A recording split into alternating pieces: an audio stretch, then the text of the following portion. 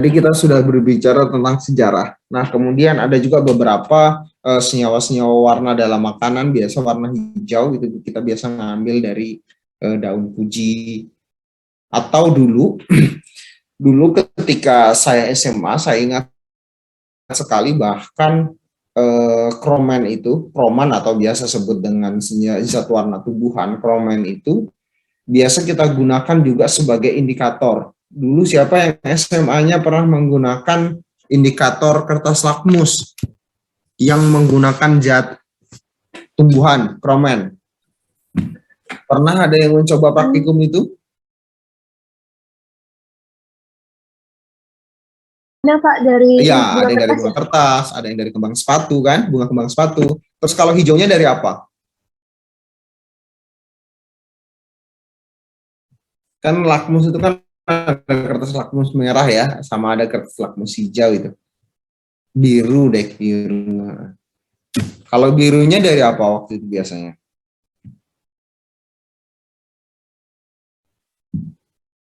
Dari daun puji juga bisa sebenarnya. Nanti dia berubah warna merah ketika dia ketemu dengan basah.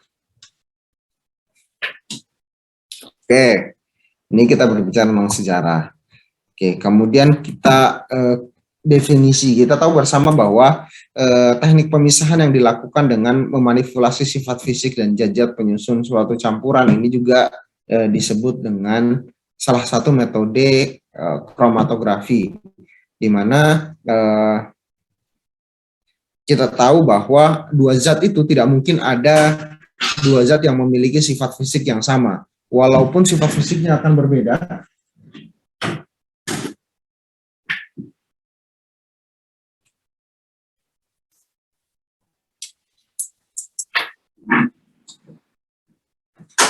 oke, kita lanjut. Walaupun ada beberapa zat yang memiliki kemiripan, tetapi pasti sifat fisiknya akan berbeda.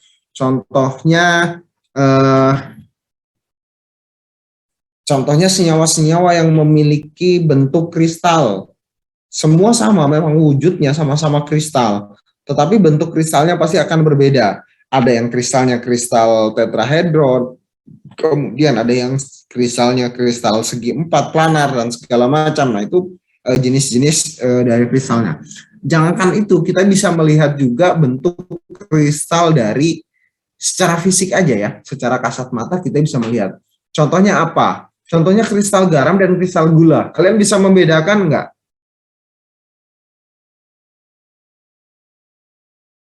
Bisa nggak kita membedakan mana kristal garam dan mana kristal gula?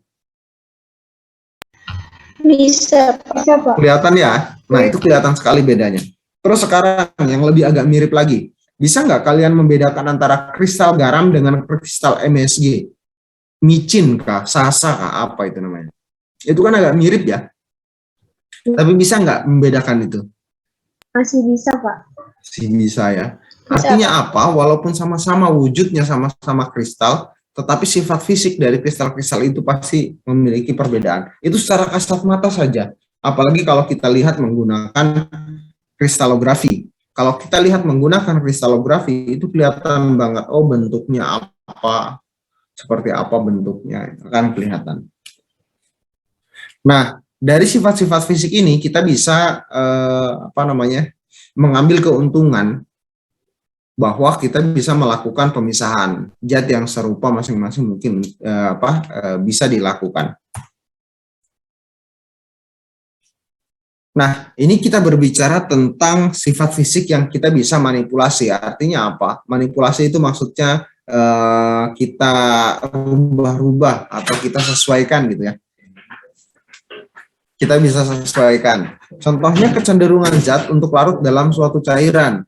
Ada beberapa senyawa-senyawa, ada beberapa zat yang dia memang memiliki kecenderungan masing-masing untuk larut ke dalam larut tertentu. Contohnya kita berbicara senyawa ya. Senyawa itu mungkin digolongkan secara keseluruhan, senyawa besar itu mungkin digolongkan menjadi beberapa golongan-golongan senyawa. Contohnya seperti alkaloid, triterpenoid, kemudian flavonoid, ada juga mungkin steroid glikosida atau mungkin kita sebut dengan bahasa ya ada juga beberapa senyawa tanin. Nah, dari beberapa senyawa-senyawa ini tentunya memiliki ciri-ciri dari kelarutan tersebut ya. Contohnya mungkin kita bagi menjadi 3 saja supaya nggak terlalu besar ya. Contohnya seperti ada beberapa senyawa yang larutnya ke nonpolar, kemudian ada yang semipolar, kemudian ada juga senyawa-senyawa atau zat tertentu yang memang dia suka larutnya ke dalam pelarut-pelarut polar. Nah, dari kecenderungan-kecenderungan ini, maka kita bisa memisahkan berdasarkan kepolarannya. Biasa kita sebut dengan memfraksi sesuai dengan kepolaran tertentu. Contohnya seperti kita mengekstraksi. Setelah kita mengekstraksi, kita mengambil simplicia dari ekstrak dari simplicianya, nah kemudian kita fraksi. Fraksi itu salah satu teknik pemisahan juga yang kita menggunakan, nanti kita akan bahas ya jenis-jenisnya. Sekalian kita akan juga membahas tentang ekstraksinya pada implementasi pemisahannya. Contohnya, ada senyawa-senyawa yang golongan-golongan senyawa tertentu yang memang sifatnya nonpolar. Contohnya seperti asam-asam lemak, kemudian juga fatty acid ya, asam lemak, kemudian juga senyawa golongan steroid, entah itu steroid yang didapat dari tumbuhan, hewan, maupun plankton dan juga marin ya. Itu kerangka dasarnya ya, kerangka dasarnya steroid itu dia sifatnya nonpolar. Tapi ada beberapa senyawa-senyawa steroid yang bukan kerangka dasar, nanti dia akan substituen ketambahan dengan beberapa gugus besar seperti mungkin gugus gula, nanti ketambahan ya beberapa gugus gula, itu kepolarannya akan meningkat. Atau biasa disebut dengan senyawa golongan saponin. Itu sebenarnya turunan dari steroid yang kemudian tersubstituen, masuk substituennya gugus gula, entah 1, 2, bahkan mungkin ada yang sampai 6 dan 7 substituen, sehingga gugusnya menjadi gugus polar. Kemudian juga ada yang sifatnya semipolar, seperti mungkin pelarut seperti mungkin senyawa-senyawa golongan alkaloid, flavonoid, mungkin beberapa golongan-golongan fenolik tertentu yang akan masuk ke senyawa semipolar. Ada juga beberapa senyawa yang masuk ke dalam senyawa-senyawa polar. Contohnya seperti yang tadi ya, steroid glukosida atau mungkin triterpenoid yang banyak mengandung gugus gula, atau mungkin beberapa juga senyawa alkaloid dan flavonoid yang dia juga tersubstitusi gugus gula. Kemudian yang kedua, yaitu kecenderungan zat untuk terabsorpsi pada butir zat padat yang halus dengan permukaan luas atau disebut dengan absorben. Nah, di sini juga ada beberapa senyawa-senyawa yang memang mampu untuk terabsorpsi. Jadi ketika kita alirkan dia ke dalam atau mungkin kita lewatkan ke dalam suatu zat yang dia memiliki pori, nah senyawa-senyawa itu ada juga yang akan terjebak ke dalam pori-pori tersebut senyawanya. Contohnya di sini mungkin kita menggunakan silika ya, di bahan alam menggunakan silika, entah itu silikanya mau jenisnya silika yang biasa, SiO2, atau mungkin ada beberapa juga silika-silika yang bentuknya oktadesisilan. Nah, itu juga ada senyawa-senyawa yang memiliki ketertarikan atau mungkin dia penyerapan terabsorpsi masuk ke dalam pori-pori tersebut. Itu juga bisa kita golongkan, contoh nanti ya, SiO2 ini sebagai gambaran saja ya. Saya memperjelas ini. Nanti ke depannya kita akan bahas lagi juga tentang beberapa jenis silika dan yang lainnya. Ini hanya sebagai contoh aja. Contoh mungkin ada silika SiO2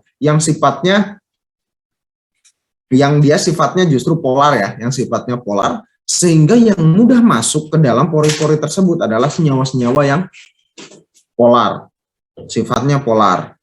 Masuk ke dalam, kemudian ketika kita elusi, kita tambahkan dengan fase gerak. Yang bergerak duluan adalah senyawa-senyawa yang keabsorpsinya dia lebih sedikit, yaitu senyawa-senyawa yang sifatnya non-polar, dia akan keluar. Sebaliknya, kalau kita tadi menggunakan silikanya oktadesisilan, ya, silika yang kemudian kita sisipkan, kita rangkaikan dengan oktadesisilan di dalamnya, itu justru yang tertahan, yang terabsorpsi ke dalam silika itu justru malah senyawa-senyawa yang sifatnya non-polar, sehingga yang polar duluan, maka disebut dengan fase terbalik. Nanti kita akan bahas berikutnya. Ada juga beberapa jenis-jenis silika yang tidak menerapkan prinsip polaritas. Ada juga yang menerapkan prinsip berat molekul. Contohnya mungkin LH Spadek, LH60 Spadek ya, yang menerapkan tentang prinsip berat molekul. Jadi pemisahan berdasarkan berat molekul. Nanti yang berat-berat molekulnya besar itu akan turun duluan. Gitu. Jadi berat-berat molekulnya kecil justru dia akan tertahan di terabsorpsi. Oke, kemudian yang ketiga, poin yang ketiga ini yang berhubungan dengan sifat fisik yaitu kecenderungan zat untuk menguap. Nah, kecenderungan zat untuk menguap kita tahu bersama bahwa ada juga zat-zat yang memang memiliki keuapan yang proses keuapan yang berbeda. Dari sini kita bisa menerapkan dari prinsip ini ya, tentunya dari prinsip penguapan berkaitan dengan proses pemurnian yang kita sudah pelajari sebelumnya yaitu kristalisasi.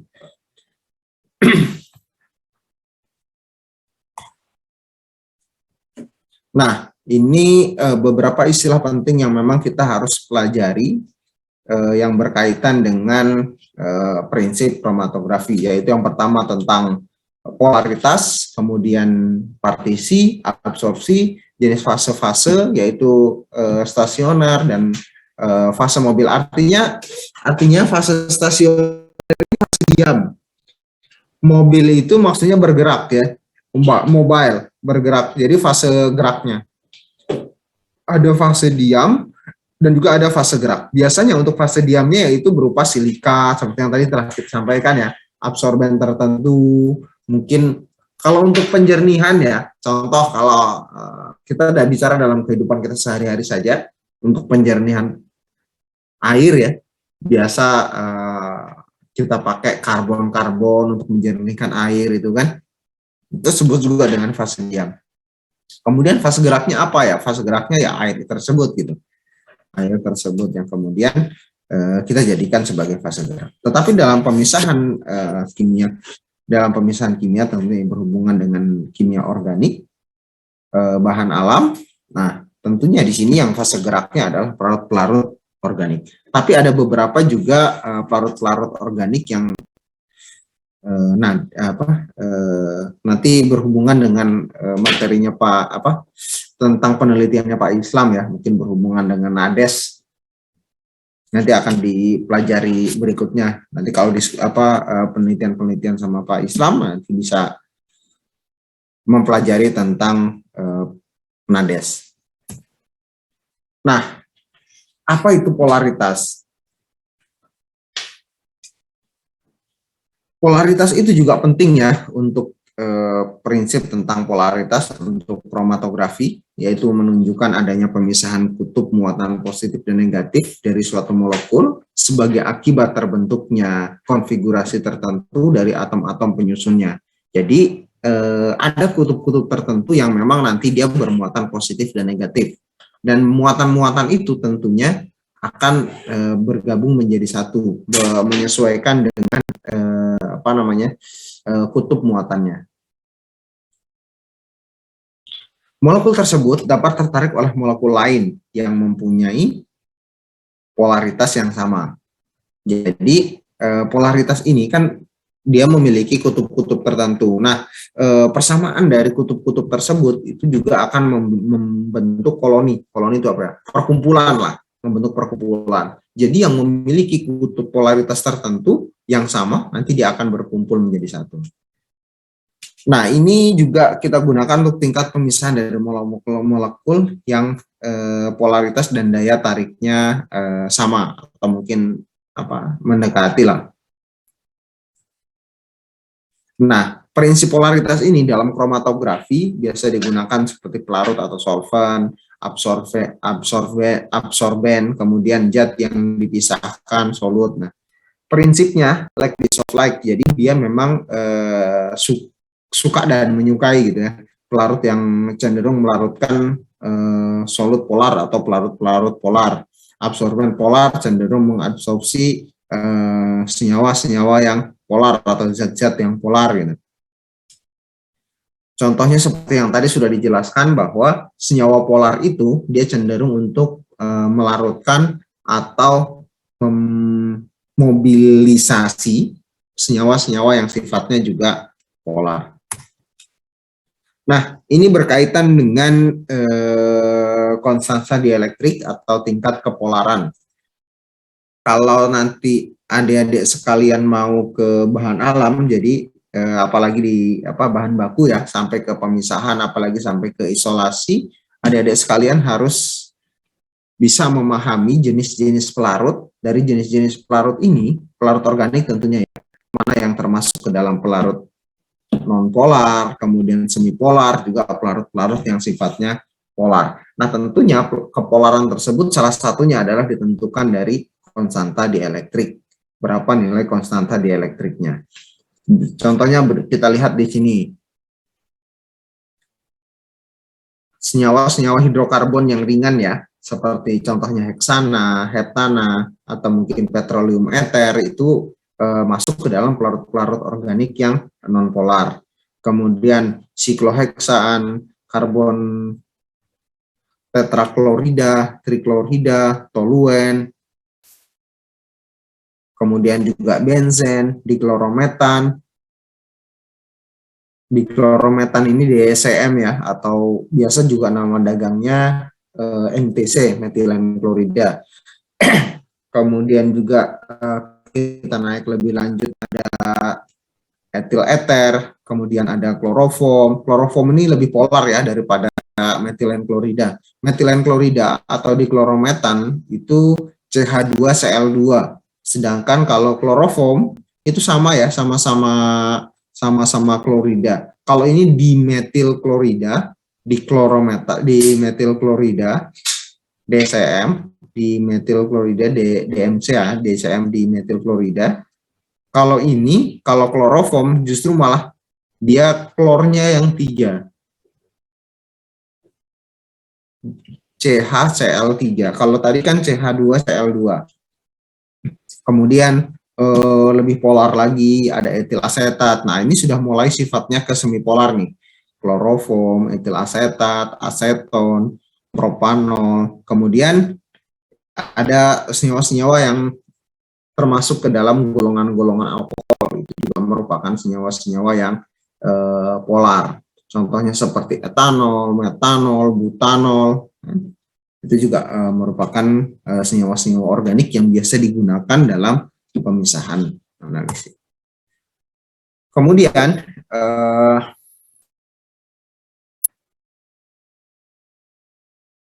polaritas pelarut juga tentunya sebanding dengan besarnya konstanta dielektrik zat pelarut tersebut. Contohnya seperti tadi, ada senyawa nih yang larutnya atau mungkin yang dia larut sempurnanya di kloroform. Berarti nilai konstanta dielektrik dari zat atau senyawa tersebut memiliki ketetapan dielektrik yang mendekati atau bisa jadi mirip. Kemudian yang kedua berkaitan dengan partisi dan absorpsi. Partisi dan absorpsi ini erat hubungannya dengan fase diam. Dimana tadi kita sudah jelaskan bahwa fase diamnya itu juga mungkin berupa silika, kromatografi. Pemisahan dengan proses partisi dan absorpsi dipengaruhi oleh perbedaan polaritas solut yang dipisahkan. Polaritas merupakan faktor yang menentukan daya larut, kemampuan partisi dan absorpsi tersebut. Nah, sekarang kita berbicara tentang partisi, di mana partisi ini tergantung dari daya larut suatu pelarut dalam dua macam cairan. Contohnya mungkin kita melarutkan beberapa cairan tertentu ya, absorpsinya itu mampu untuk terbawa, terabsorpsi sempurna atau tidak.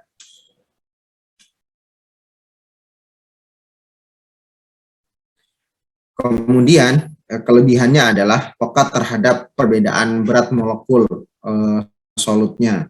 Zat yang terdiri dari suatu homolog paling baik dipisahkan dengan kromatografi partisi. Misal pemisahan berbagai jenis asam amino, asam lemak, dan gula. Ini kita berbicara tentang pemisahan-pemisahan dalam suatu golongan ya. Sudah kita memiliki, kan kalau pemisahan-pemisahan awal itu yang pemisahan kasar, itu hanya pemisahan berdasarkan golongan-golongannya. Contoh, kita memisahkan antara asam amino dengan asam lemak, dengan gula. Nah, kita bisa memisahkan itu menjadi satu golongan-golongan tertentu. Ini jenis golongan asam amino, ini jelas jenis asam lemak, ini jenis gula. Setelah itu, dengan proses partisi ini, kita bisa memisahkan dari golongan asam amino itu. Oh, ini asam amino apa, oh ini asam lemak apa, ini gula apa. Jadi kita bisa memisahkan nih. Asam amino kan tentunya asam amino bukan hanya satu kan, asam amino banyak jenisnya. Jadi kita bisa memisahkan beberapa asam amino yang lain dari golongan asam amino itu sendiri. Kemudian absorpsi juga prinsipnya hampir mirip sebenarnya. Cuman bedanya sini kalau tadi berdasarkan tentang kepolaran dan juga mungkin berdasarkan tentang golongannya. Kalau ini absorpsi ini berdasarkan tentang sterokimia. Bahkan dalam suatu senyawa itu kan ada sterokimia ya. Dalam suatu senyawa itu ada sterokimia. Nanti kita akan bahas di materi berikutnya lah nanti. Hanya kalau nggak salah ada materi nanti yang membahas tentang berkaitan tentang sterokimia, di mana dalam sebuah senyawa ada namanya gugus fungsi. Nah, gugus fungsi ini bisa memiliki sterokimia ya, tetap sterokimia, entah itu posisinya ke atas atau ke bawah, atau posisinya beta atau alfa, atau mungkin kalau dalam bentuk konformasi kursi nanti dia ada aksial ekuatorial. Kalau nanti dia dalam bentuk benzen, mungkin nanti bisa bentuk ortometapara. Nah, itu bisa dipisahkan menggunakan proses absorpsi tadi. Kita berbicara tentang jenis-jenis kromatografi. Di sini jenis-jenis kromatografi berdasarkan dari prinsip kerjanya. Tadi sudah kita lihat ya.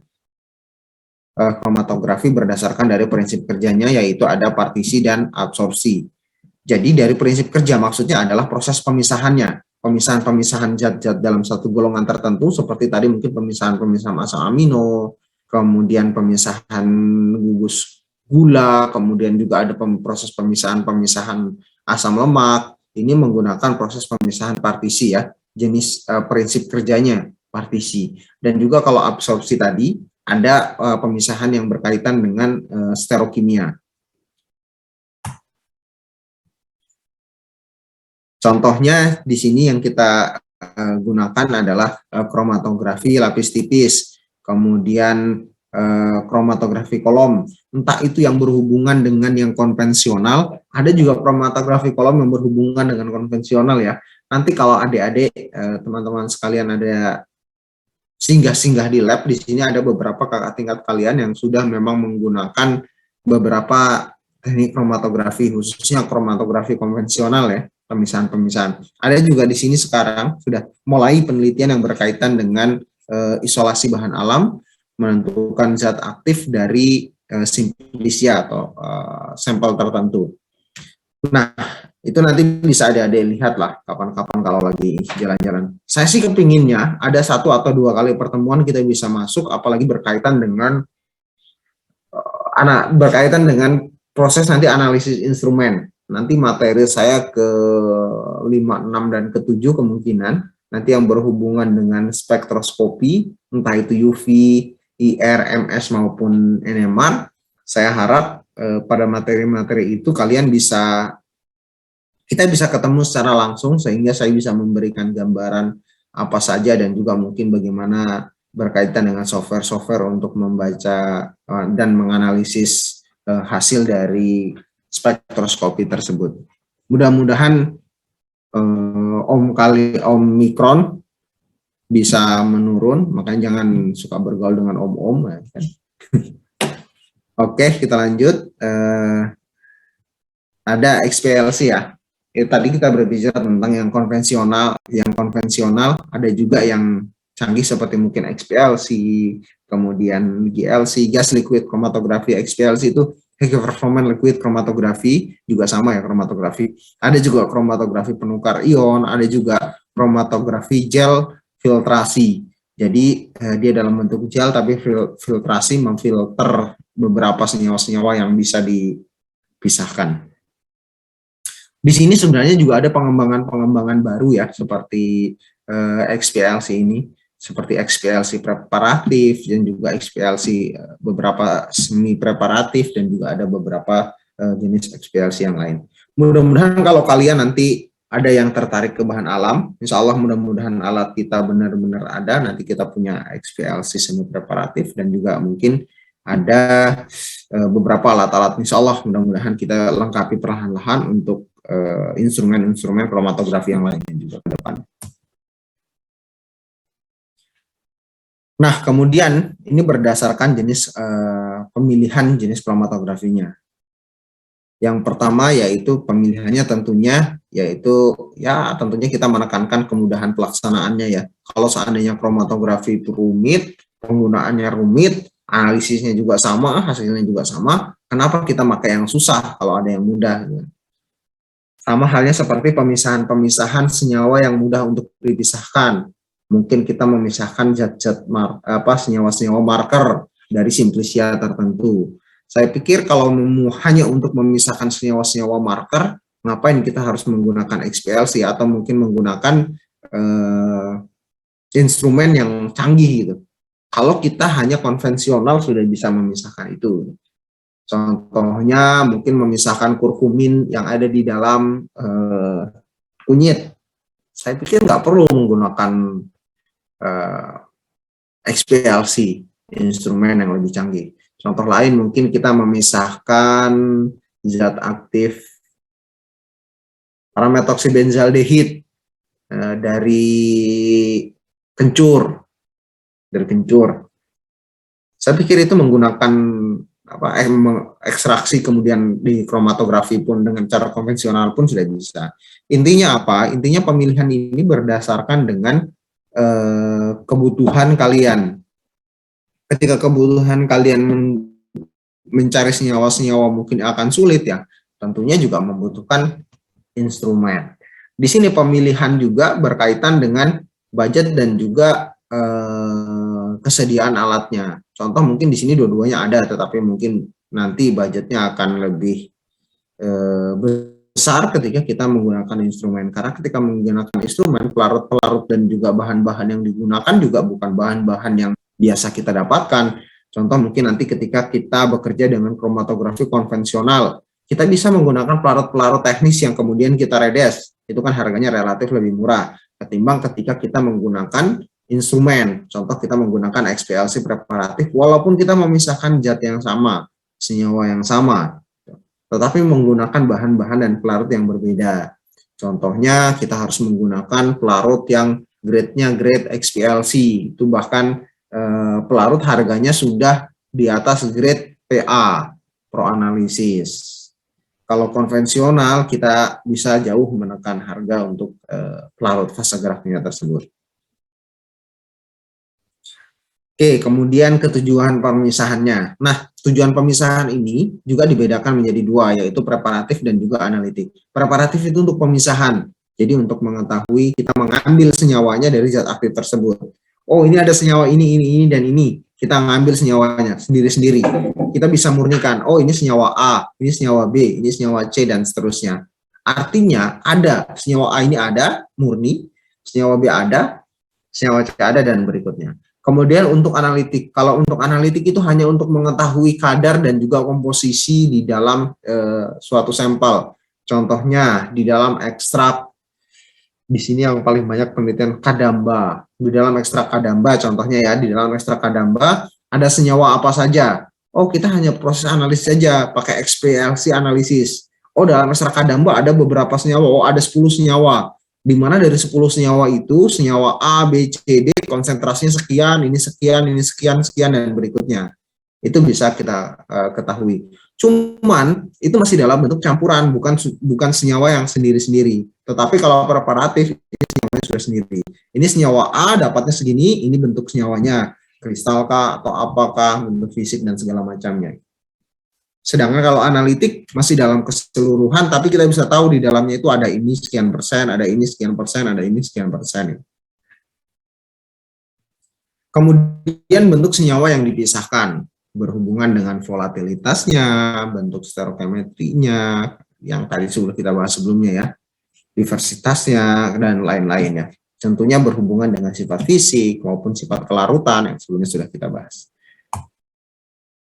Nah, ini sekarang kita berkaitan dengan kromatografi lapis tipis yang tadi kita bahas sebelumnya ya, merupakan kromatografi absorpsi di mana fase stasioner atau fase diamnya ya berupa absorben, silika, fase geraknya yaitu berupa pelarut organik. Nah, TLC ini biasanya juga untuk analisis kualitatif, untuk menentukan nih ada atau enggaknya komposisi senyawa di dalam suatu bahan tertentu, suatu simplisia tertentu. Contohnya kita telah mengekstrak suatu simplisia, contohnya mungkin kurkumin, kita kembali ke kurkumin karena itu yang paling mudah kita jumpai ya. Contohnya kita mengambil kurkumin, mengekstrak kurkumin, setelah itu kita TLC ekstraknya, dan di sampingnya kita TLC menggunakan perbandingan dari kurkumin tersebut, entah itu metoksikurkumin, bisdimetoksikurkumin, ya, atau kurkumin itu sendiri kan. Kemudian kita TLC. Ternyata ada enggak di kurkumin itu, di ekstrak kunyit itu? Oh ternyata ada. Ada nodanya di sebelah mana? Nanti kan akan ada lurus, akan ada sama. Oh enggak ada. Nanti di aplikasi kayaknya ada.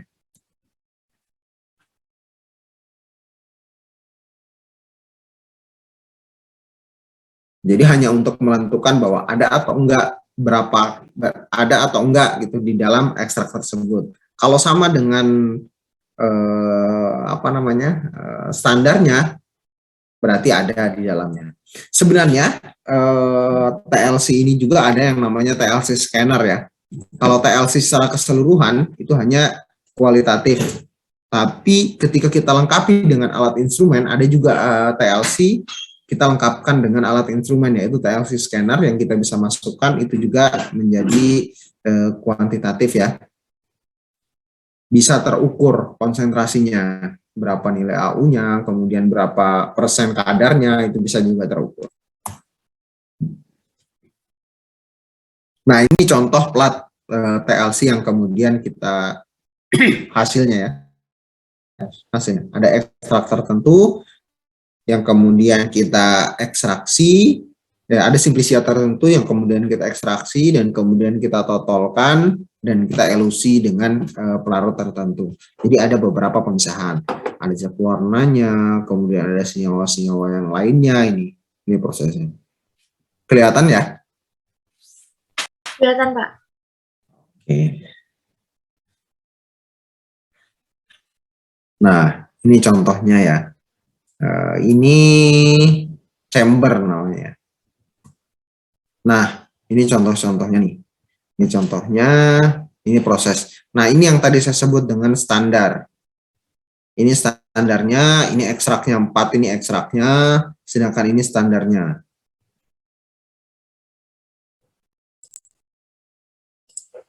Ini standarnya. Artinya apa? Artinya ketika dia lurus dengan standar seperti ini, artinya di 4 ekstrak ini ada yang tidak.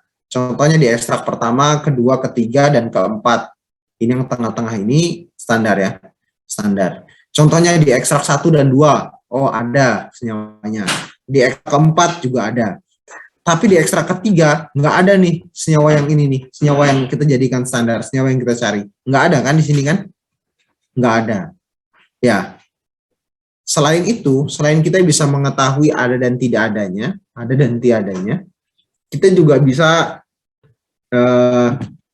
mengetahui berapa, secara kasar ya, kita bisa mengetahui di ekstrak yang mana yang memiliki komposisi paling banyak.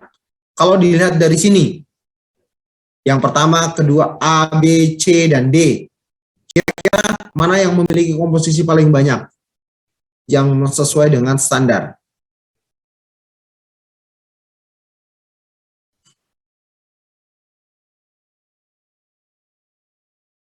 Mitra Mahdan?